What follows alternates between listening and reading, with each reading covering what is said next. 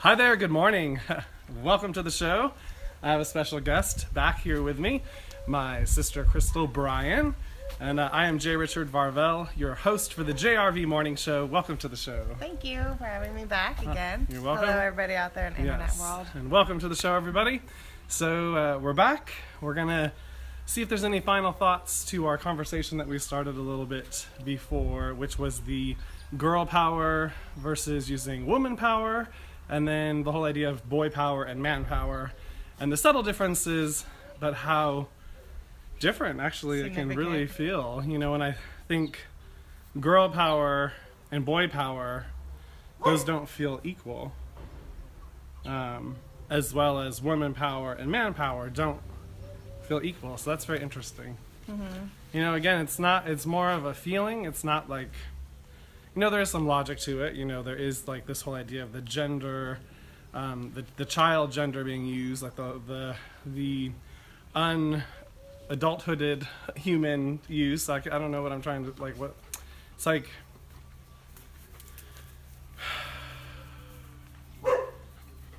it's the trick of the subtle differences of words, you know, and it's like, sometimes it's hard to really understand that words really do have a lot of power. How we use words, the intention we put behind words, like using our emotional power behind the words too, that changes them. And so, yeah, so wild. Okay, so that's where we were Monday. I mean, even just thinking about my own personal self and being introduced as Crystal Bryan versus, like, in my head, because I've only been married a few months, I still think Crystal Barrett, you know? Well, I have to make sure I say Bryan and that it doesn't come out the other way.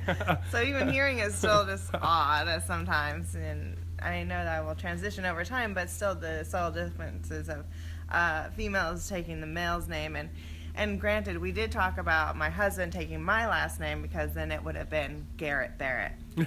I'm just saying that would have been a better trade-off, as many other have agreed with me. I mean, Garrett Barrett just has a certain ring to it versus... I think he could have become an actor with that name, Garrett Barrett. It's just like a whole... But we did go the traditional route, and I took his last name, which I am honored to have. And, you know, and it's a choice. I don't feel like women should be obligated to have to take their husband's last name. It's definitely a tradition, and it felt right for me, but it might not be right for everybody. Yeah, well, and I feel like it just really brings a really good point up that when adults come into relationships, that they get to decide how they want it to go. It's not, you know, we have a lot of social norms, we have a lot of social ideas of how it should go, and a lot of people follow them. And so when we have lots and lots of people, millions of people, in fact, following these social traditions, you know, whether they're good, bad, indifferent, doesn't matter, but people are following them, sometimes we can forget that there are other options. There are other ways to go about it. There are other ways that we can engage our partner.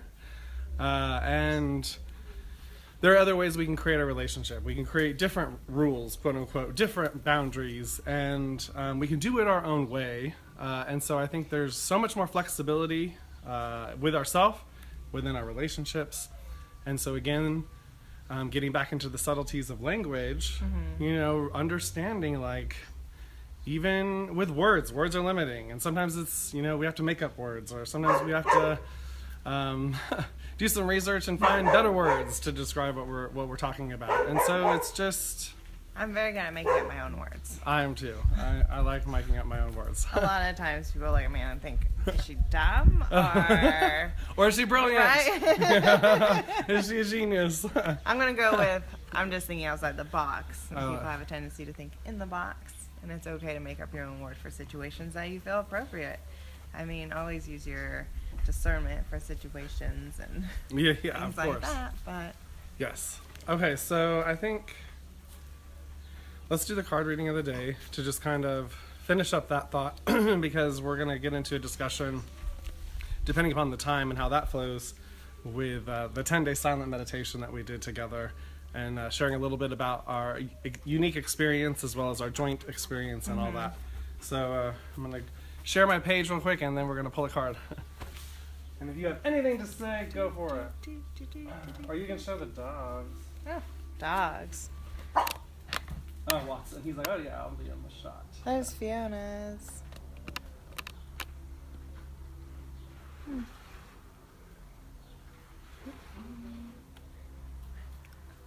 I don't know how to work your thing. Fiona, come over here. Do you want to be on the camera? Oh, look at the Willie dog. Look at who's here. It's the Willie dog. It's the Willie dog. Oh, thank yous. Oh, thanks, Willie dog. I appreciate it. Oh, yes. Thank yous. All right. So, share.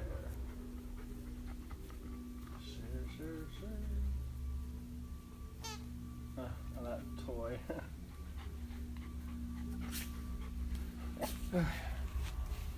Watts.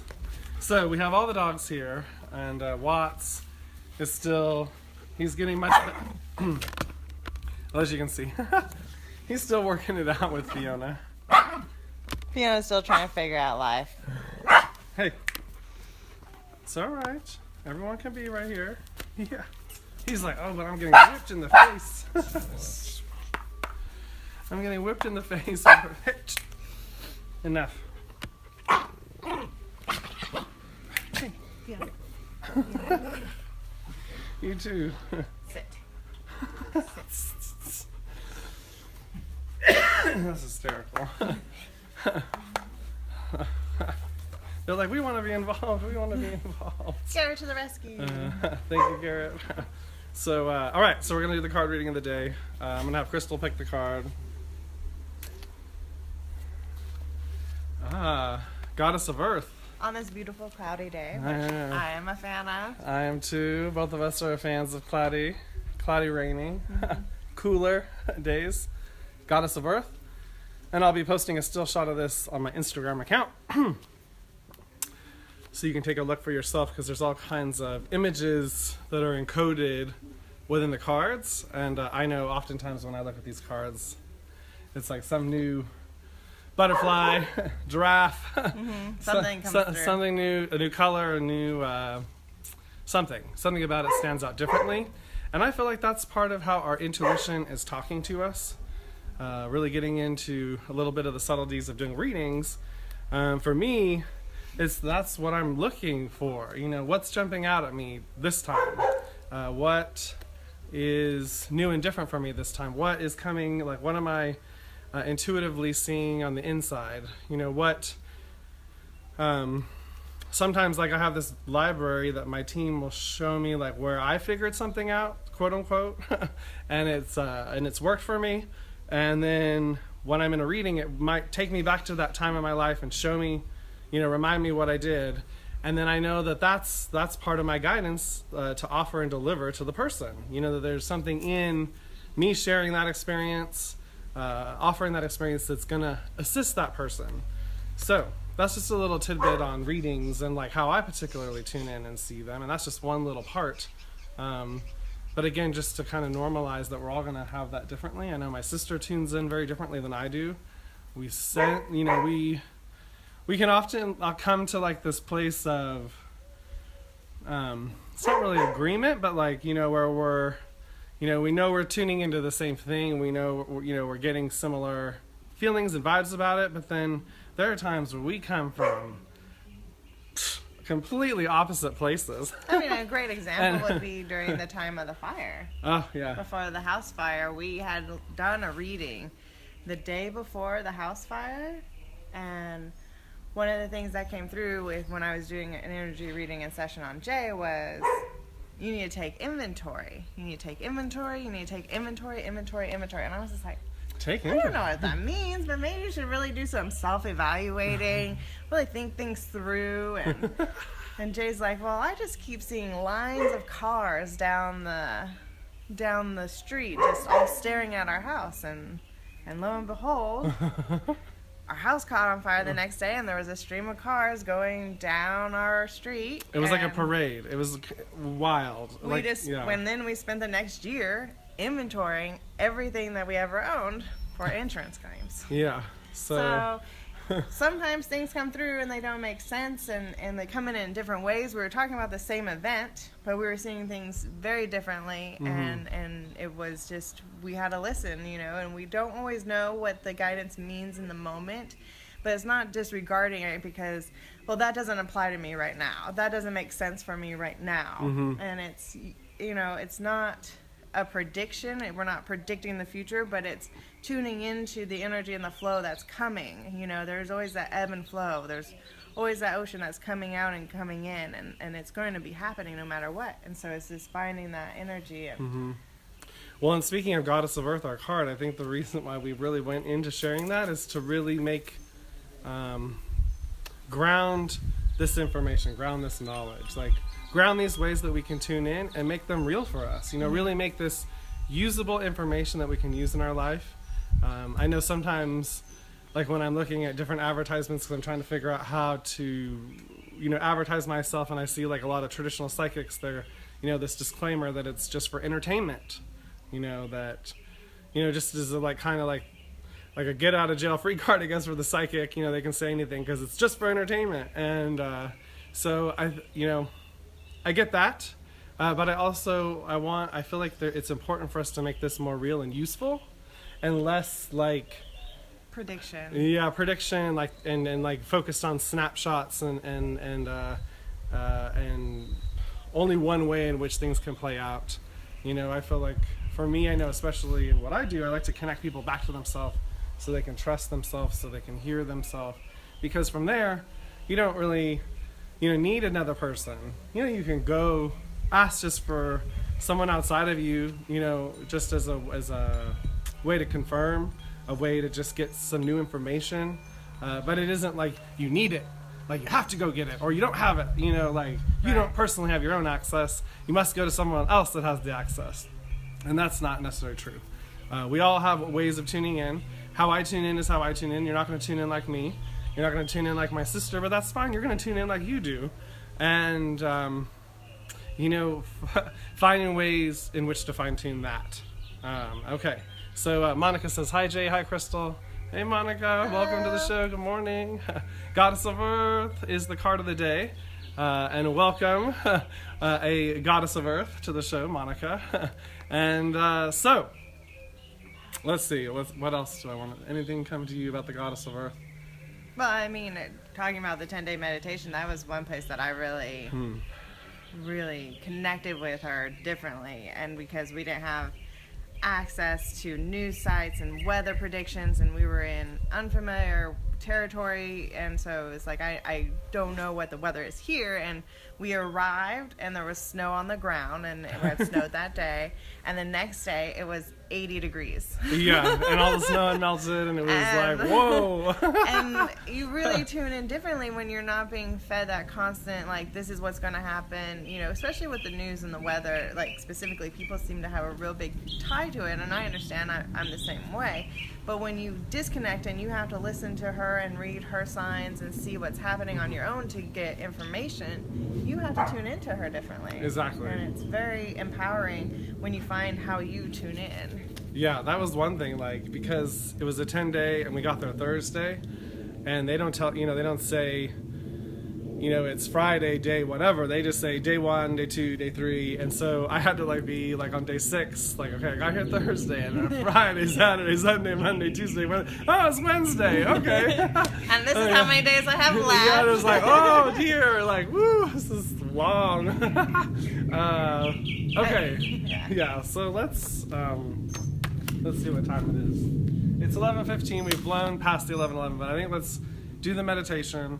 Goddess of Earth, again, back to just what I feel going on, just to tie this up, is being outside is important if you can get outside. Smelling beautiful flowers, taking in the colors of beautiful flowers, all the different green colors that are springing to life right now and flourishing is all very important. Touching a tree, hugging a tree, putting your feet in grass, tuning into these earth rhythms, getting outside at night, looking at the moon, looking at the stars, are all ways in which to really ground. And really, I mean, because one of the things is Japan, I'm pretty sure it's Japan, just put out a study that they have an actual center or park where you get to spend time with trees, and you go around barefooted, and because it's actually proven that the energy you get from earth has true healing benefits to us, you know, and all beings. But seeing as we're the ones that put on shoes and create a barrier between us and earth, we get disconnected more and more. Yeah. And it can, you know, and it's true, it happens subtly and over time. I think that's why, you know, as kids, it's so much easier, too, for kids to be connected. Not only they don't have the life experience to bog them down, but also, you know, they're playing outside more often. And usually they're on the ground, in the sand, in the mud. I remember making mud pies and mud balls and mud parties, and it was, you know, all about being in the dirt.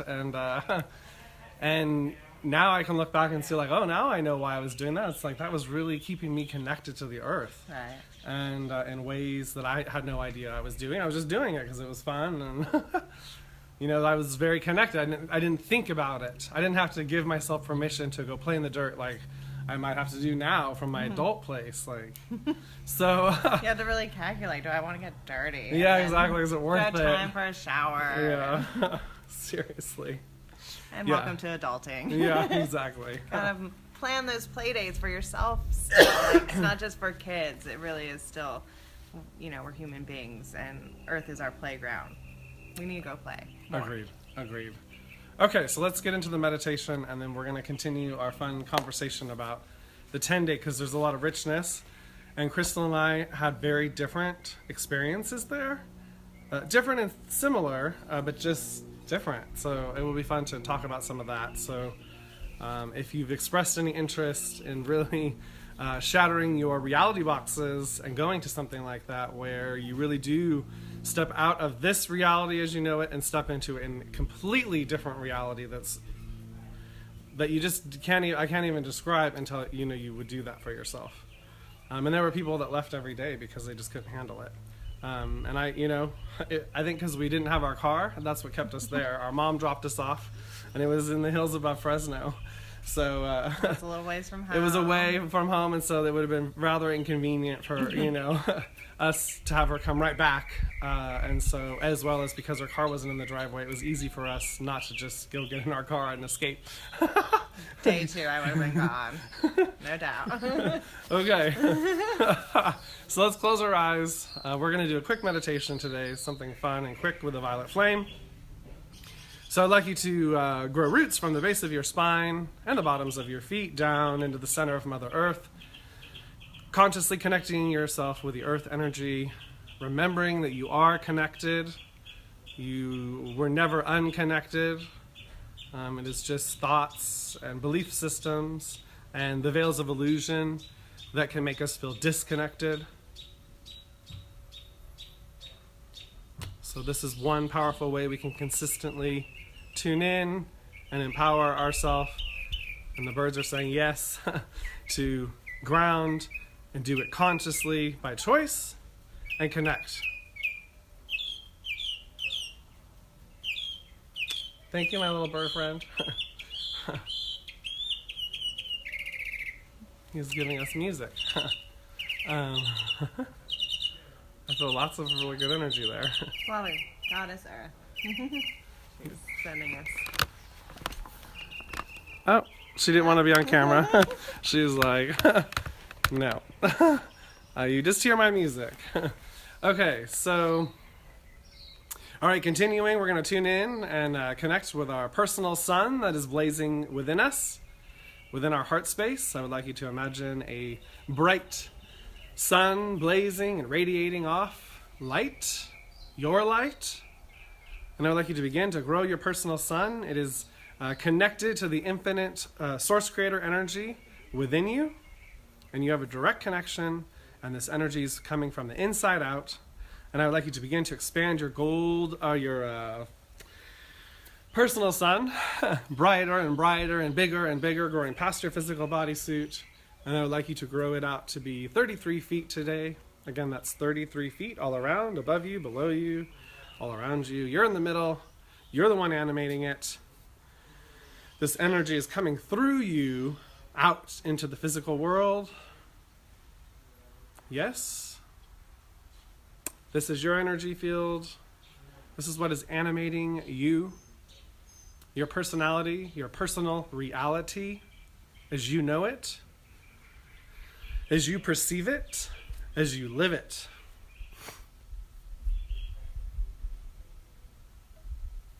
All right, we're going to do a quick violet flame here.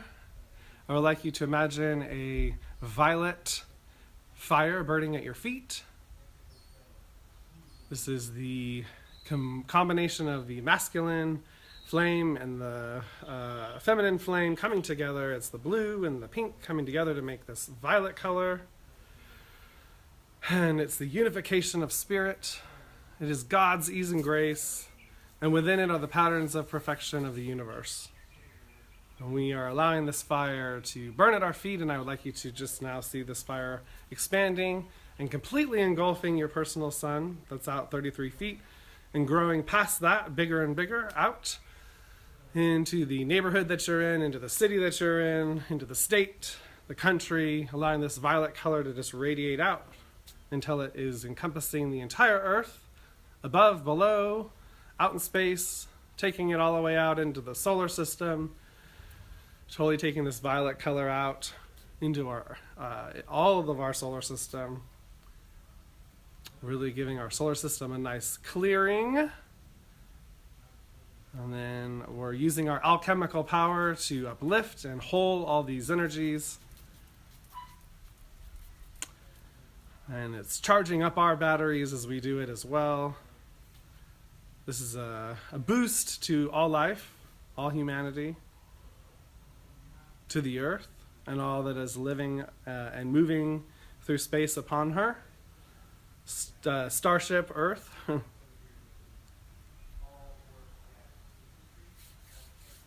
Yes. All right. So I'd like you to begin to rub your hands together. Just really coming back into our bodies, but still knowing that we're radiating this light and tuning into the violet fire, the violet flame, and it's doing its work. Now I'd like you to just put your hands on your heart and give yourself a big thank you. Tell yourself that you're doing a super fantastic job. No matter what might still be undone or what might still have to be done, that doesn't matter. You're still doing a great job.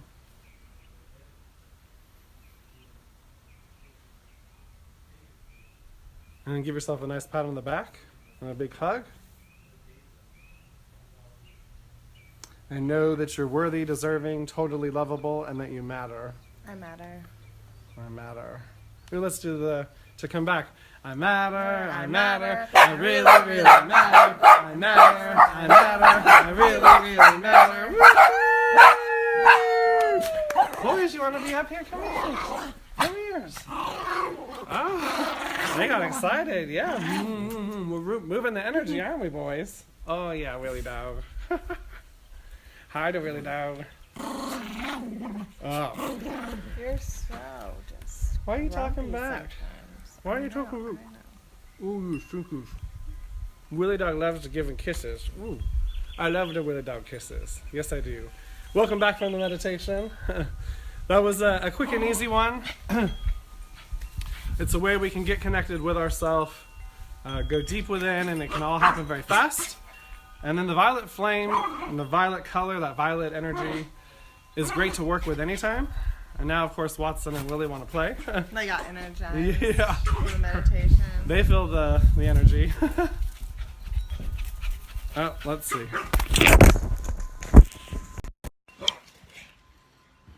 You gonna get him? Go get him, Watts. Well, as soon as I turn it around, he's done. Oh. Oh, someone has their turbos on. You gonna go get him? Go get Willie Dog. Go get him.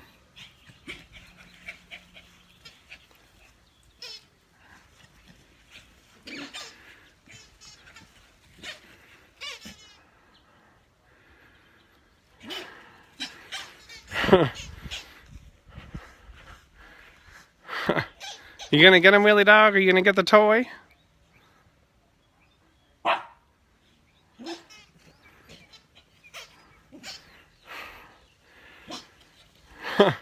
Apparently Watson wanted to be the star of the show right now. Okay, Watts, you keep playing, alright? Alright, so we're back. Thank you for the like. Watson's having a good time. We're having a good time. Alright, let's step forward here. So, 10-day. Tell me a little bit about what are the highlights, what was your favorite part or parts to that experience? More confirmation for myself, more confirmation about just, your own intuition and your own seeing things. I mean, I had the most vivid dreams I ever had in my life while I was there, as well as I, felt like telepathic communication was happening between you and I, as well as just really letting go of all the structures and all the religious structures. And one of the things that I felt very deeply about when I was there was religion has lost its feminine values, and it's really masculine and patriarchal. Patriarchal? Yeah. Getting tripped up on that word today. Yeah. But that's okay. And just it's missing in a lot of religions that are being practiced today. It's the woman is the distractor of men for their higher purpose. The Mary temptress. Magdalene was the slut, the prostitute, and that was distracting Jesus, and Buddha had a distractor, and so it was like all these women are the temptress to take man away from his higher spiritual self. Yet it completely discredits women, except for Catholicism, which has Mother Mary. Yeah. So that is one that does still really honor a feminine energy, a feminine value, presence. yeah, totally. So. Well, and I felt that same way. Just even the structure, the man, it was a husband and wife that was the leader. And during most of the meditation time, we would come into this big kind of meditation hall.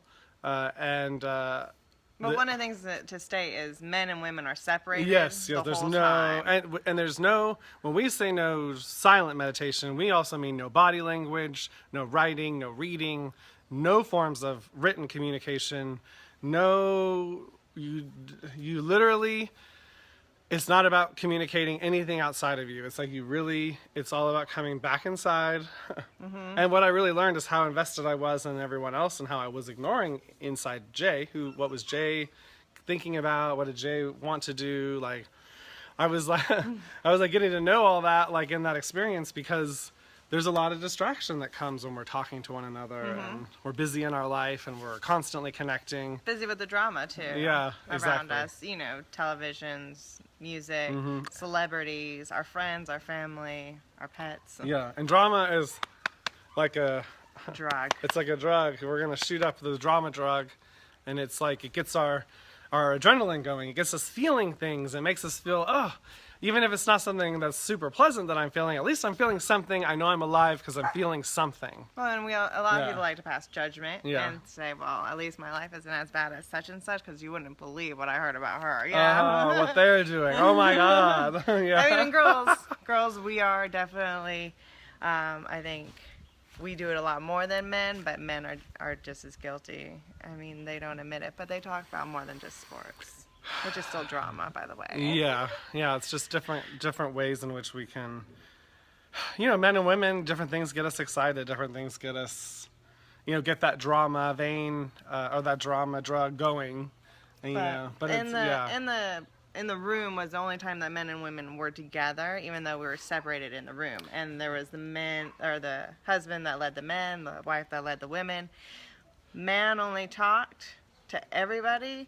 The wife would sometimes address the girls, but if it was a group communication, the man spoke.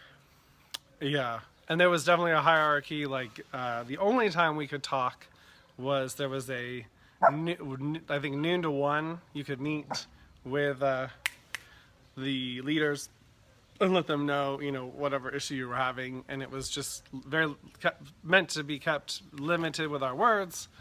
I went, I think, a couple times because I was like having major back pain, and then I also was starting to have asthma issues, and so it's just very interesting because you feel yourself going with like you can feel into these hierarchies, and it was a different experience for me. So what other things did you experience? So for me, I remember at this one point I was in my room because there was some free meditation time where you could be. Hey, no. No.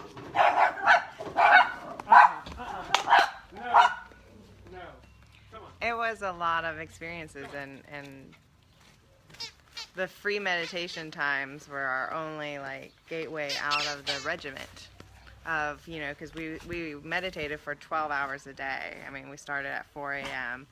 and we didn't end until 10 Yeah. was when we were going to bed, like, because there was like from I think 9 to 10 was the lesson, like where we had that video. There's like a video of like the last enlightened person. And we'd have some breaks for morning breakfast and lunch, which was lunch dinner, and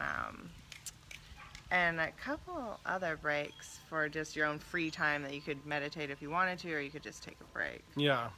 But okay, so I was in my room for one of the more free meditations, and time just stopped. I feel like I was able to go into this space where everything had stopped, and I was in this moment with myself. But it was not just one moment. It was like it was some like this stretched out time, and I just was able to really feel into my expanded place that was definitely far beyond my body, and in a different way in that space, because there's something about how time movement and how we perceive it, and that moment, that energetic movement, that's something about, like, I guess that was just getting in the 0 point, getting into the now moment, whatever that, however you want to see that. And yeah, so that was incredibly wild and powerful. And I had, just to share something on a personal note, there was this one guy there who I had like the biggest crush on ever. And there was this moment, it was like probably day like 7 or 8, and we were eating breakfast. All the guys were eating breakfast, and I just remember having this moment where we were together, and we were in a very intimate kind of connecting intimately, and it was like this whole time I had inside this pocket moment, and then I snapped out of it, and I was like, we were both looking right at one another, and I don't know what he was thinking or whatever, but I know what I was just thinking. And so it was just one of those wild moments where it wasn't like I was really trying to connect with him, and I was still having my own moment, but at the same time, just wild. I just felt like it was one of those kind of like HD movies in my third eye. Like, that's how real it was to me, the experience. And I felt like I was really in the experience. Like, I projected myself into it. And so for me, that was more intense than usual, how it goes for me. Like, I've had that happen in other like relationships. That seems to be when my abilities get to be the most, when my third eye is the most active. Something about being in a relationship and caring about someone, I don't know, that does something different for me. I think it heightens different parts of ourselves. Yeah. And it magnifies us differently. Being in love is an energy. Mm-hmm. And it just, radiates through us and Yeah. activates us in different ways. That's a good point. Good way to put it. But yeah. Trying to think if there's anything else that, I mean, there was so much. Oh, yeah. Yeah. Because I mean, one of the things is Jill Renee Feeler. I mean, we watched her a lot at that point, and a lot of the things that Jay watched her more, and I would listen, like, doing other things, and she goes into a lot of controversial things. I think that some people, even spiritual people, have a hard time totally connecting to, and one of that is that there are no mistakes, there are no accidents. Everything that happens on this planet is for a reason, and it's loving and honoring all parts that the humans are playing in this reality. Mm-hmm.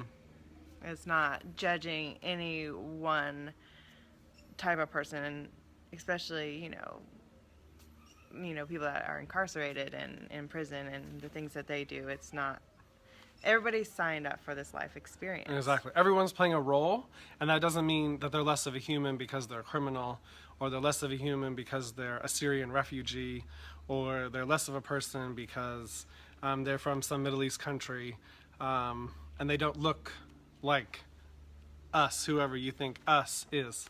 Yeah, it's really going deeper than our skin and our, the physical part of life, and how we would want to view one another, and just really seeing that, like, even this whole idea of oneness, like, it's not, I don't see oneness as that we're going to be all kumbaya and I'll be the same, and suddenly I'll be wearing white and we're all going to be meditating and everyone's just going to sit and meditate to the sun all day. I don't think so.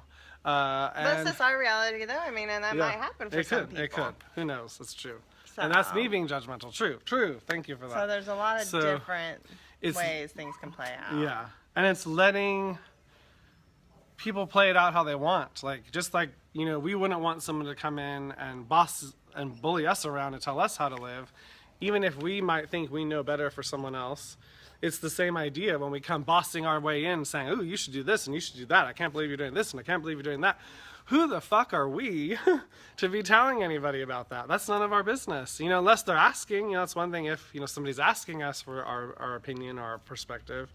But I see a lot of people kind of like imposing their opinion and perspective on people, and it's that's where I feel like it's very dangerous. We lose ourselves when we do that, and we can even feel like we're not even adults. We lose how to make decisions for ourselves. We feel like, oh, I need to go consult so-and-so, or I need to go ask blah, blah, blah, because I don't know. I don't know how to make a decision for myself. So let's see, how do we want to wrap this up? Is there anything else we want to talk about that experience? Oh, well, one thing that comes to mind. So because of the breathing issues I was having and my inhaler ran out, literally on the very last day, day 10, my inhaler had run out, I think the day before, and I was just like having more and more breathing issues, and I was getting to the point where I was starting to get a little panicky, and I was like, I need medicine. They didn't have it, and so I was like, I just need to go home so I can have access and have a breathing treatment and actually like breathe, and so consulted with the leader, and then got Crystal involved. They got her out of bed, but she already knew. And because I had an experience a couple of nights or a couple of days before during the meditation where I saw both of us lifting up in the crowd, and I was like, I didn't know what that meant, but then I understood it was just like showing like, yeah, something was going to be different about how we left, just our experience. And it was, because we were able to also get the meditation, which usually comes on day 11. But they did that for us that night for just the two of us. And so we still were able to have access to that knowledge and that experience. And then we were picked up like, I don't know, 2 a.m. by our mom and her best friend Jody, and then brought us home. But we missed out on having that time with everybody else to start talking and to debrief. We didn't have that. We just debriefed with one another. I mean, and that's one thing is we went from absolutely not talking at all to full communication, especially trying to tell each other our experiences as well as our mom and our good friend Jody about our experiences during it. And I mean, my throat was so sore after that car ride home, and they even warned us. They're like, you don't realize how off the grid you really are and how much has really taken place. And they were right. I had no idea what was coming, and what did come I wasn't anticipating. It was a full reintegration into society again. Oh, it was wild coming back into the real world. Even coming back to the house that night, like it felt like a different place. Yeah. Like it felt like a different, everything felt different, like, and everything was like new again. And talk about what happens when we really are able to unplug and like, truly unplug, what that really means to